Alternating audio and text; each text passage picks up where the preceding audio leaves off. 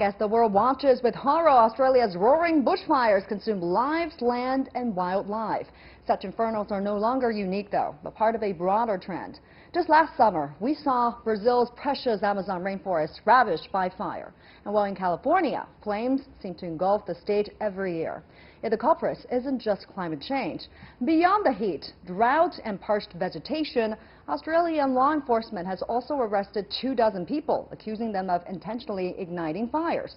So what can the world learn from this Australian tragedy? And beyond long-term goals of climate change policy, can the international community do anything today to prevent such devastating fires? Well, joining the discussion in our Beijing studio is Hu Dan, Deputy Director of the Australian Studies Center at the Beijing Foreign Studies University, and also Nick Coyle, the CEO and Executive Director of AustCham China. Thank you so much for joining us.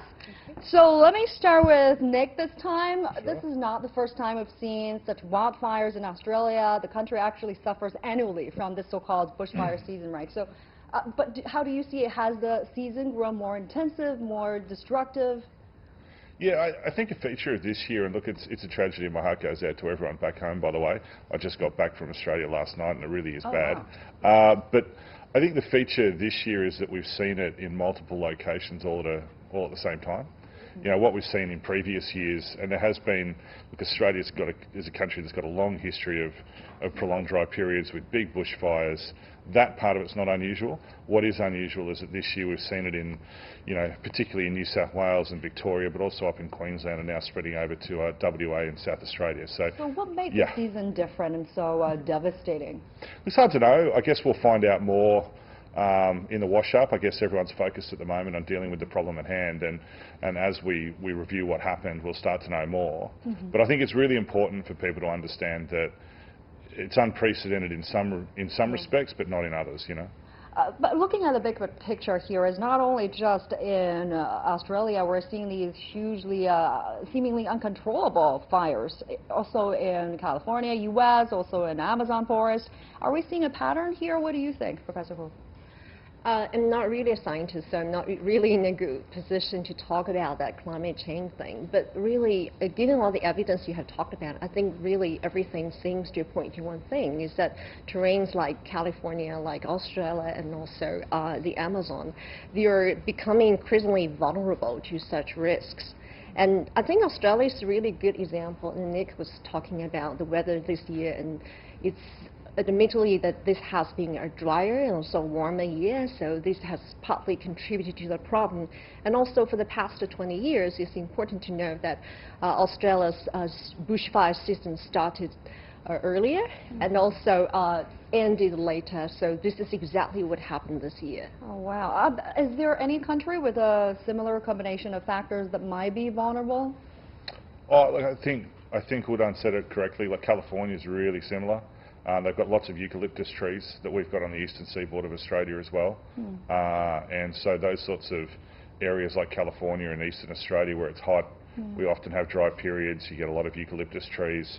It's a recipe for pretty intense fires when they come about. Yeah, a recipe for disaster. You just got back from Australia, so how are people there reacting to the Prime Minister's handling of this whole thing? I mean, Scott Morrison has been under heavy criticism for how this perceived slow response to fires, cutting the budget for firefighters, also his holiday during the fires. But also, he recently announced 3,000 military personnel will assist fire-affected communities, also launching a new National Bushfire Recovery Agency. So he has done something, has not done something. How would you assess, and what are people there saying about him now? Well, it seems to me that he probably didn't grasp the full extent of what was to come early on in the piece. And that's, you know, it's not unusual. I'll give a little bit of a pass there, that early on, I don't think too many people predicted how bad it would get. Yeah, it only recently became dominating headlines, right? But the fire has been on for months. Yeah, and you know, it seems to me that the response, you know, especially of recent times, has been appropriate. As I said, we've gone through this before. The government's putting $2 billion into very targeted recovery, and the PM has said that the planned surplus for when they hand down the May budget is, you know, off the table if need be. So the government's going to throw whatever resources they need to over the short term, the medium term, the long term to help people recover. So that's good, but fair to say that at the beginning a little bit more, possibly could have been done. What can the world learn from how the Australian government has handled this, Professor? Well, I definitely agree with Nick that some of the efforts are working, but really, I mean, it's so difficult. I mean, when you're facing such major natural disasters, it's so difficult to be sufficiently responsive, and all the institutions really take a long time to get established.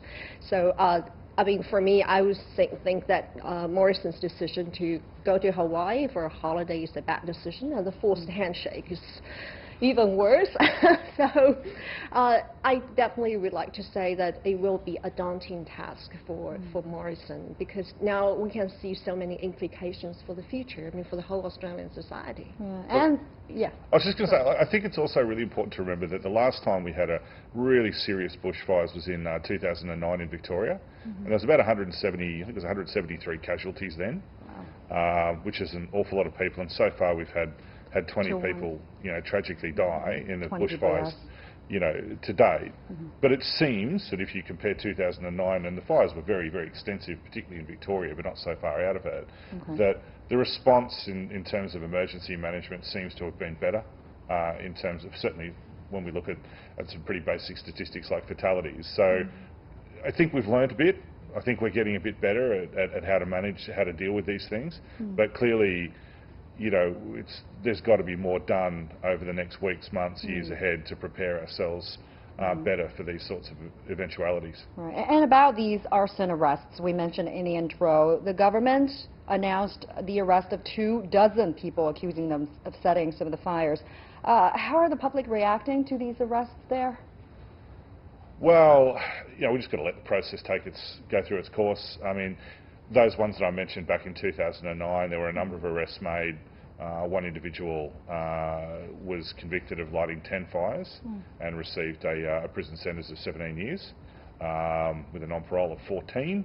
So it's pretty clear that, if they can link somebody to these fires where it causes the tragic death of people in the community, that they're going to be dealt with very, very heavily. And is it diluting, I mean, is the arson charges there diluting the overall arguments of climate change debate there? I mean, these are being used by some of the so-called skeptics of climate change, or the deniers of climate change, as the cause for these fires. I don't think so. Sure, arsonists have been responsible for some of these fires in the past and will be again in the future, but I don't think that's going to dilute people's attention from the fact that there's lots of other things that contribute towards fires. And it's not only contributing towards the fire starting, but the intensity of the fires, how bad they are, how quickly they spread, where they spread to. All of these sorts of issues is, I think, where people are very focused, and climate change clearly is an issue that's very important to those to how bad and how serious those fires can get. Is that also how you see this? Do you agree? Yeah, definitely. I think this